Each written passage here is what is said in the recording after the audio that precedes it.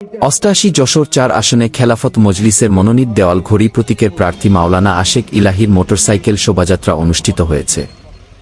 বুধবার বিকালে অভয়নগর উপজেলা খেলাফত মজলিসের আয়োজনে এ মোটরসাইকেল শোভাযাত্রা অনুষ্ঠিত হয়। শোভাযাত্রায় ২ শতাধিক মোটরসাইকেল অংশ নেয়, যা এক উৎসবমুখর পরিবেশ সৃষ্টি করে। নোয়াপাড়া স্টেশন বাজার থেকে যাত্রা শুরু করে শোভাযাত্রাটি বাঘারপাড়া উপজেলা পরিষদ চত্বরে গিয়ে শেষ হয়।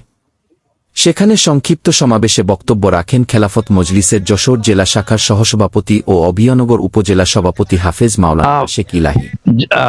খেলাফত মজলিস সমাজের পরিবর্তন চায়, যে সমাজে ইনসাফ থাকবে, দুর্নীতি থাকবে না এবং এটা বাস্তবায়ন হবে ইসলামী আদর্শ এবং কোরআন সুন্নাহর ভিত্তিতে। এমন যোগ্যপূর্ণ লোক হবে যার মাধ্যমে ইসলামী কল্যাণ রাষ্ট্র কায়েম হবে। মানুষের তিনি বলেন, সাম্য, মানবিকতা ও ইনসাফ ভিত্তিক রাষ্ট্র গঠনে খেলাফত মজলিস নিরলসভাবে কাজ করে যাচ্ছে।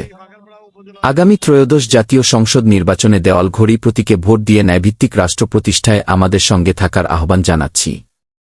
সমাবেশে আরও উপস্থিত ছিলেন খেলাফত মজলিসের যুগ্ম মহাসচিব অধ্যাপক মো. আব্দুল জলিল এবং ওনার পক্ষে আজকে আমরা সাধারণ মানুষের ব্যাপক আগ্রহ এবং সাড়া দেখেছি। যেখানেই আমরা গিয়েছি সেখানেই সবাই অত্যন্ত স্বতঃস্ফূর্ত ভাবে আশেক ইলাহী ভাইয়ের পক্ষে, দেয়াল ঘড়ি মার্কার পক্ষে সাড়া দিয়েছেন এবং অনেকেই অভিব্যক্তি ব্যক্ত করেছেন যে ইনশাল্লাহ আমরা এইবার ইসলামের পক্ষে, ইসলামী দলগুলো যদি ঐক্যবদ্ধ হয়ে আসে তাহলে আমরা ইসলামের পক্ষে ভোট দেব। তো আমি আপনার নগর শাখার প্রচার সম্পাদক জামির হোসেন, নোয়াপাড়া পৌর শাখা নেতা তরিকুল ইসলাম, বিশিষ্ট ব্যবসায়ী মুফতি শফিকুল ইসলাম, মোহাম্মদ মেহেদী হাসান ও মাওলানা আবুল কাশেম। এছাড়া অভয়নগর ও বাঘারপাড়া খেলাফত মজলিস সহ অঙ্গসহযোগী সংগঠনের বিভিন্ন পর্যায়ের নেতাকর্মীরা শোভাযাত্রায় যোগ দেন।